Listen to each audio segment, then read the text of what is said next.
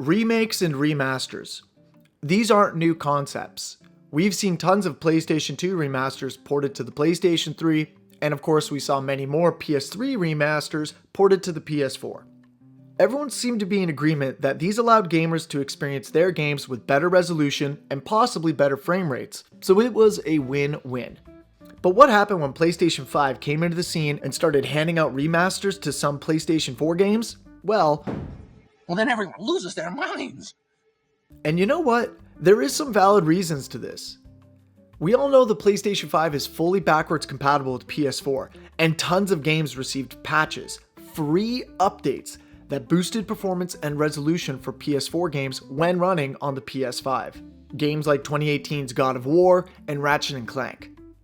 So, I get it. And to throw the cherry on top of this whole remaster debacle, we had 4 specific games that got these similar free patch updates and still received remasters.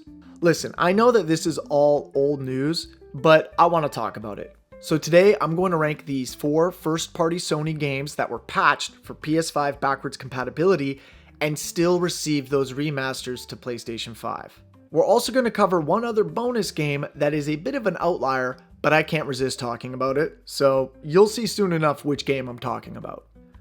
For this ranking system, I will be judging the remastered games on 3 simple categories. That would be on the visuals, how much of an upgrade do we see from their free patched counterparts, features, what new things did these remasters bring to the table to help sweeten the deal of these paid upgrades, and of course, the price. Before we begin, a quick disclaimer.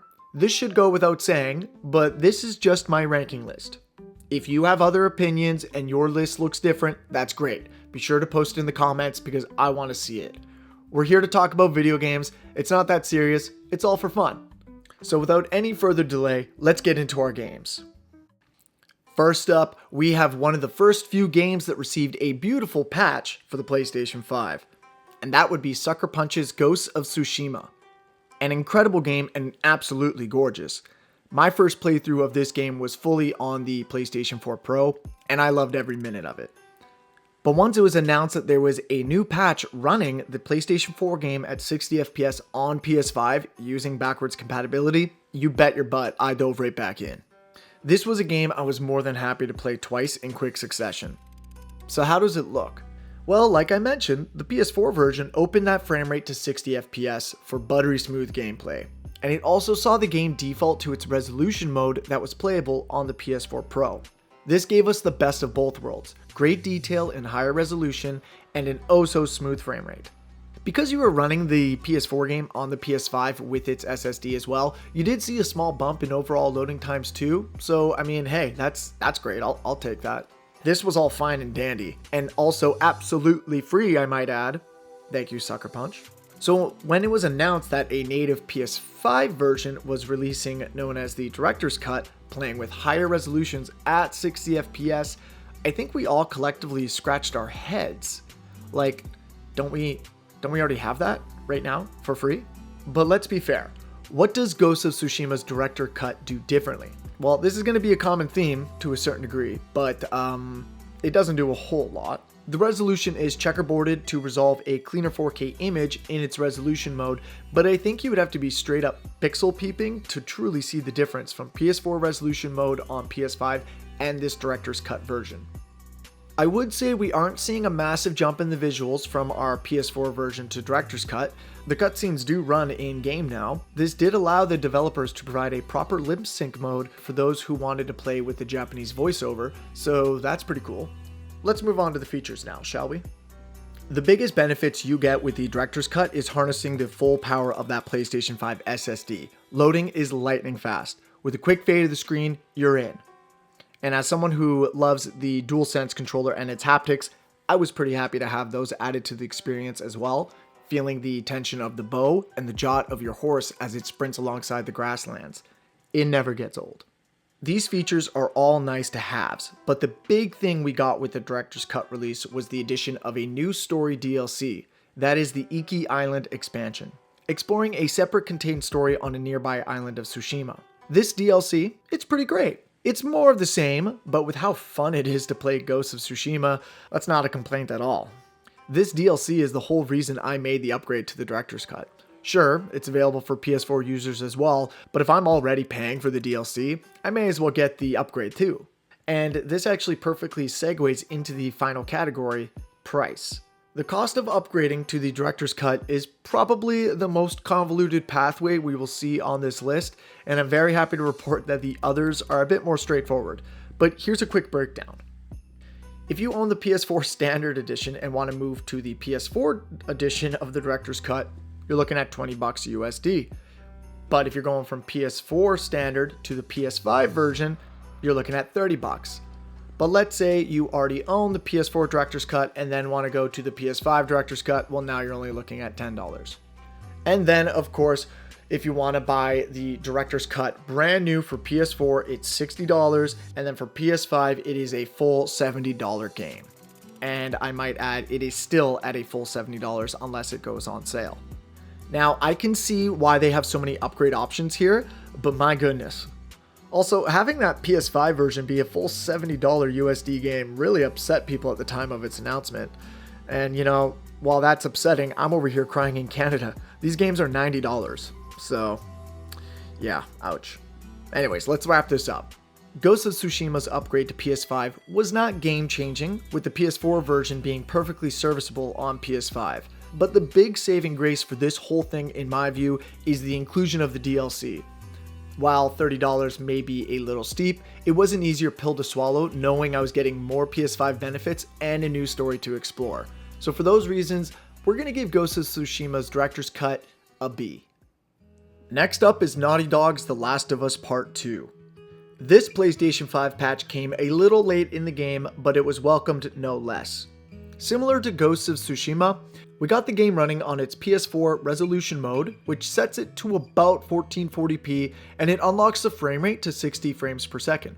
Now, as someone who was used to playing all their games at 30 frames per second, getting to experience these games again with a smoother frame rate, it's an eye-opening experience, and probably why a lot of us gamers are snobs now and refuse to play games at 30 FPS.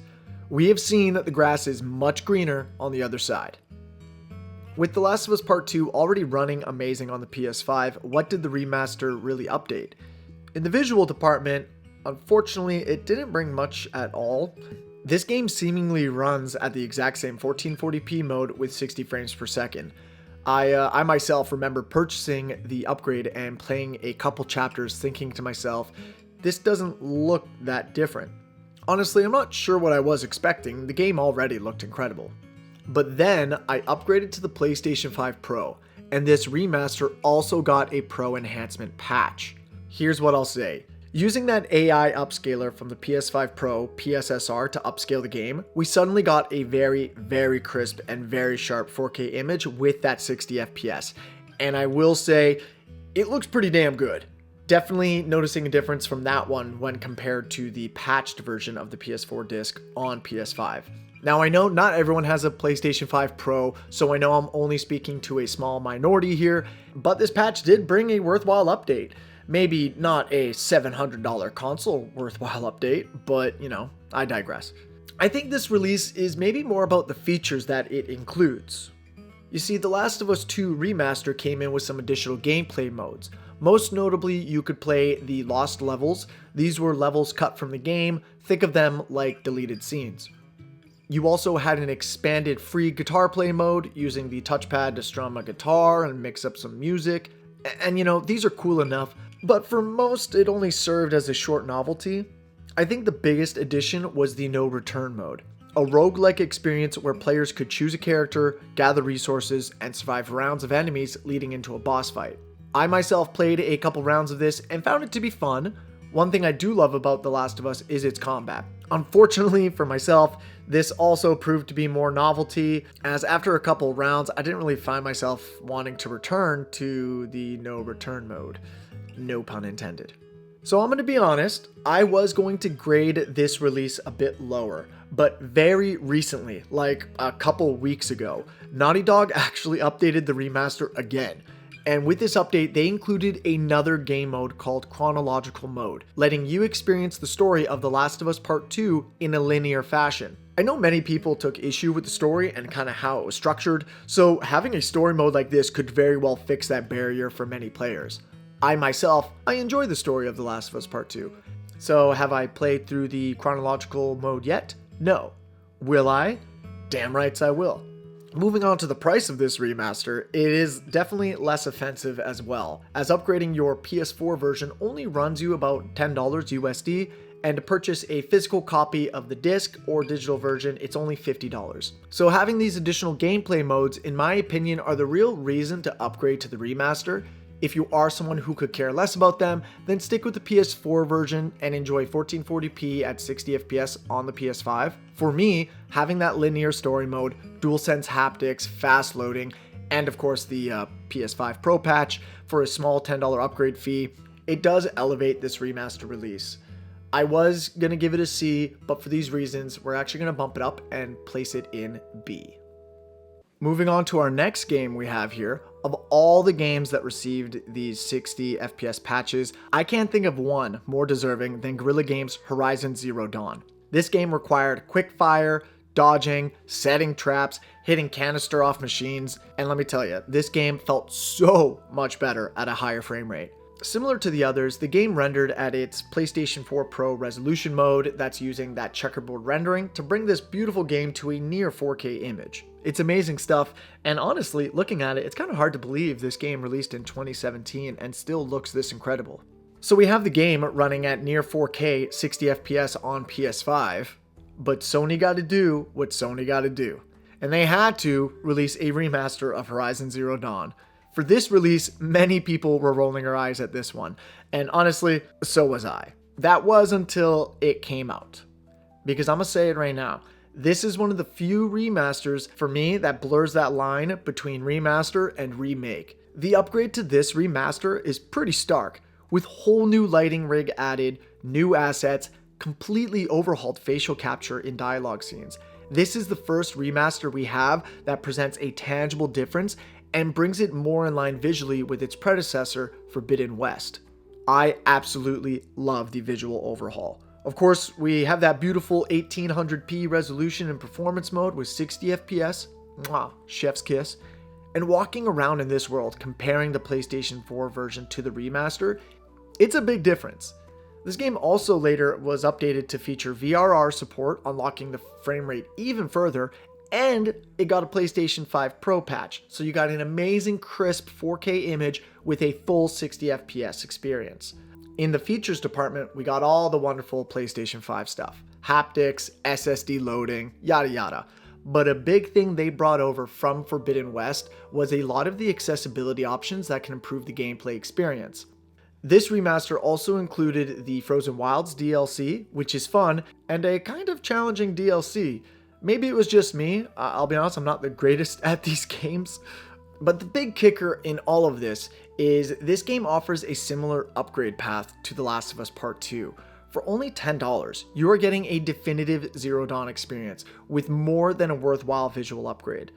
Buying the disc brand new? The PS5 release is only $50. Now this is how you do it. So for me, this is an amazing remaster, a great game offering much more than a simple resolution and frame rate buff. Zero Dawn, easy S tier. Okay, here we go. Next up here, we have the misunderstood, but I would say finally mostly appreciated Days Gone from Bend Studio. I played this game on the PlayStation 5 with the backward compatibility patch, which was using the checkerboard rendering to bring up a near 4K image at 60 frames per second. This game looks and feels great on the PlayStation 5. I had no complaints and I enjoyed my playthrough. In fact, I enjoyed it so much I even got the platinum. And it seems I wasn't alone. Many seem to enjoy this game and even were demanding a Days Gone 2. Unfortunately, it looks like that may not be happening, but what did we get instead? Ha! We got a native PS5 version known as Days Gone Remastered. So how does it stack up? Looking at the visuals of the Days Gone Remastered, I don't know, I don't think it's very good. You see, you have the performance mode that renders the game at 1440p. Sounds great, but it doesn't have any aliasing techniques, and the game often appears softer than your PlayStation 4 version playing on PS5.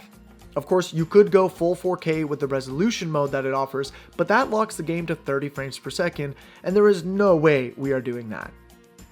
Unfortunately, it does seem the best experience is with the pro users, having a higher pixel count and offering a mode that utilizes the PSSR upscaling.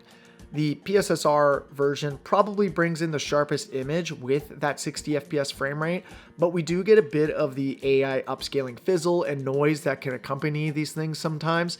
It's not too distracting, but it is there. Another big thing with this remaster is a complete overhaul of the lighting in-game and during cinematics. This part of the visuals is going to vary from person to person. I myself lean more on the side of preferring the older lighting model. I don't hate the new lighting by any means. Having more realistic dark scenes makes sense, and on my OLED TV, it would look absolutely incredible. But just from that art design aspect, I just prefer the brighter image. But be sure to let me know what you guys prefer. So we have the new lighting and the image quality seeming to take a bit of a hit in that performance mode. I gotta say, it leaves a little bit to be desired. But does this remaster bring in enough features to make it worthwhile? Once again, this is going to vary from person to person. I mean, it does include an arcade-like horde mode where you can face off against giant hordes and set high scores. That's all good and fun. The game also includes a permadeath mode, enhancing gameplay, especially when deciding to face off against a horde. And you also have a speedrun mode. I'm not much of a speedrunner myself, but it's there for the people that enjoy it. Pricing for this is similar to others, being only $10 to upgrade if you own the PS4 version, and $50 for new gamers.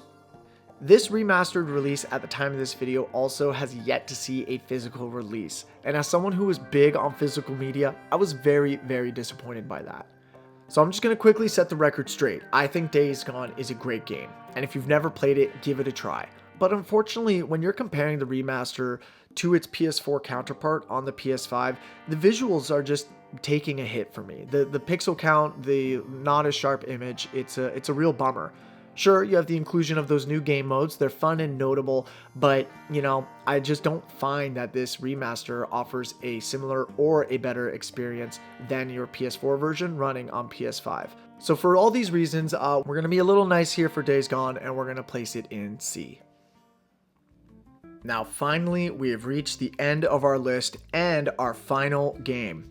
I mentioned this one was the outlier, and that's because this PlayStation 4 game in particular never did receive a patch to play better on PlayStation 5, but it does run better by virtue of having an unlocked frame rate and using the power of the PS5.